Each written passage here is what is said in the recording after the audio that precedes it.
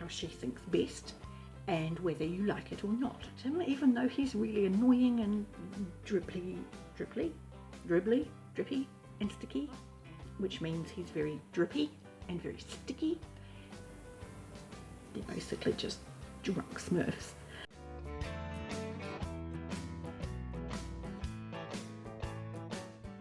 Hi, welcome or welcome back to Derri's Read It Before.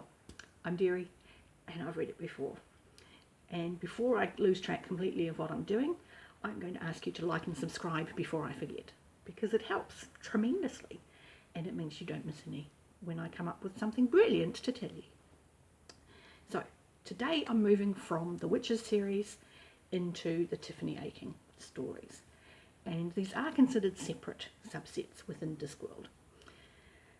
Not because of any other reason than it shifts from the witches that we already know into a young girl who lives in a different area of the disc. The witches we already know do make appearances, but because we're now with a much younger witch, these books read a little less complex than the other Discworld books and are given the YA title.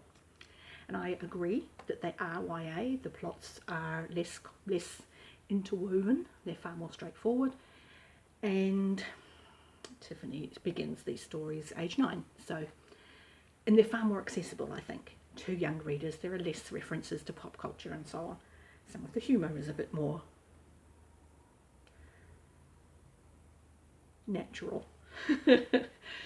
And that's not to say that these will read too young for older readers, for adult readers, because they're still Discworld and they're still funny and they still have characters that are brilliant. You just might find them a quicker read. There is still nuance, there is still depth, and I really enjoy them. Tiffany's has 5 books, and those 5 books are The Wee Free Men, where we meet Tiffany, A Hatful of Sky, where she begins to be trained, Wintersmith, where she's, what's the word I'm looking for? Adolescent? No. Well, she's a teenager in Wintersmith. I Shall Wear Midnight. She's coming into her own. And The Shepherd's Crown is the final book of the Tiffany Aching series and is also the final book of all of Discworld. It was the very last book that was published. There will be no more. That was part of Sir Terry's will. Anything on his hard drive got run over by a steamroller. Very Terry. So it's literally the last one. So I will talk about the first 4 Tiffany books, but I'm not going to talk about The Shepherd's Crown until I've spoken about all of the other books, because this is the exception for me, the big exception, wherever it is in the series that you like to read and where you want to start, I'm totally down. Read how you like it. Chaos is fine. The Shepherd's Crown has to be read last because it is the farewell to the series. And reading that out of order, it's just not going to hit you the same. You need to read that last. So I'm not going to talk about it until I finish talking about all of the books. However, today we're talking about the first 2. So the first 2 are The Wee Free Men and A Hatful of Sky. The Wee Free Men are the Nac Mac Feegle, and you met them briefly in Lords and Ladies. They were the little tattooed scunners who showed up in Nanny's house during Lords and Ladies, little drunk, angry Scottish Smurfs, and they're a far bigger part of Tiffany's story. We get a lot of their culture and a lot of, I say culture like they're, I say culture like they're fancy, but they're basically just drunk Smurfs. And like Smurfs, there is only one girl in each clan of Feegle, and she's the Kelder, and she's quite magical. And Tiffany meets the Kelder, and information is shared. the Feegles end up helping her in the first book. She meets them for a start, and they end up helping her in the battle against an incursion of fairies. And the fact that Tiffany, when this happens, is 9 and she goes into battle with a frying pan adds a very Terry Pratchett charm. Tiffany is the youngest of a good handful of sisters. Everything she wears is hand-me-downs, nothing ever fits her properly. She's brown-haired and brown-eyed and will never be the princess in the stories. And she's decided, in a conscious decision, that she's going to be the witch, because somebody has to be the witch to look after her village. At 9.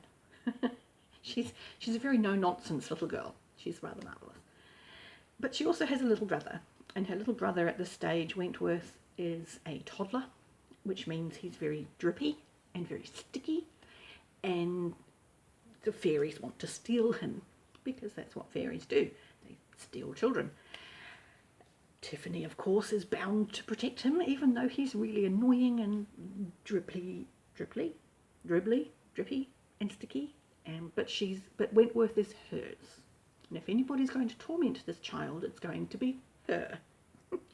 So there's a very Granny Weatherwax sensibility about Tiffany, where it doesn't matter if she likes you or not. If you're under her decided area of protection, she will protect you how she thinks best and whether you like it or not.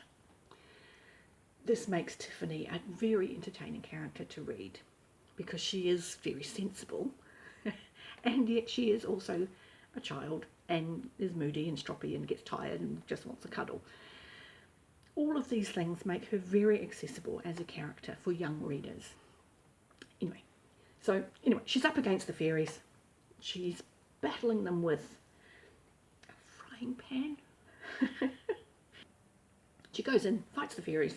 It's a fairy story. It's Terry Pratchett. It works out in the end with some pretty cool magic, and she meets the older witches who sort of assess her on how she did and go, okay, you need teaching.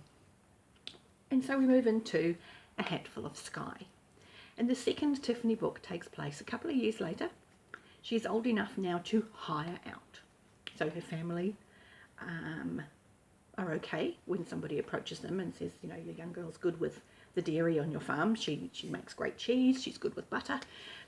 I can place her with an older lady a couple of villages away where she'll learn some other skills. And this is a normal thing. They're like, yep, okay, that works. She'll get paid. She'll get clothes. It's a good offer. So they let Tiffany go and hire out. What her family don't know is this is the beginning of her witch's apprenticeship, training. Basically, the witches are going to pretty much just hand her around until she's learnt things from all the witches. Because as noted in the witches books earlier in the series, they've noted that very few young women are becoming witches. There's a shortage of new witches. So they've upped their recruiting game, and now we've got a handful of young witches in the mountains who are all learning. So there's like a little young coven all happening. On the plot side of things, she's not up against fairies this time. She's up against something called a hiver. And because of events in the first book, she has sort of a Feegle on the guard who have travelled with her. And they know what a hiver is. They attempt to help her with the hiver, and because older witches are more in her sphere now, she has help. And because, again, it's a fairly straightforward plot, I can't really tell you too much about it. What we do get is more of a day in the life kind of feel for a witch's story, which we haven't had before. In all of the witches books in the earlier series, it was very much the pivotal moments. It was big defensive positions. It was big moments of change. It was events that we saw the witches being very active in. This is a slice of life. This is Tiffany learning what it is that makes a witch, while yes, dealing with the events that make up the main plot. The day-to-day stuff around her training is kind of awesome because it brings depth to earlier stories. And Tiffany's books do that to the witches' books in rather a wonderful way, because they explain how integral the witches are to their villages. It explains why they are so respected, feared to some degree, and what it is they do for the villagers when they're not saving the world, when they're not, fighting incursions from other dimensions. What do they do on a Thursday morning? How are they keeping up with the knowledge they need to protect the people that they care for? And that is a factor of the Terry Pratchett books that get overlooked, in that even in his big stories that get all of the praise for social commentary and anti this and anti the other, and the Tiffany books, even though they are YA books, are saying some very important things about community, about the necessity of being part of a community, of looking after the people on the fringes, because somebody needs to. And these aren't jobs everybody wants. But to be a community means that you need to. And these are important things for, well, anybody, really, not just young people, to be made aware of. And I think that Terry, obviously by now I think that Terry was a genius. But he was. There's no denying it. He was brilliant. So, that's the first two Tiffany Aching books. The next two are Wintersmith and I Shall Wear Midnight, and I'll talk about those next time. With that, I'm going to love you and leave you, and I'll see you next time.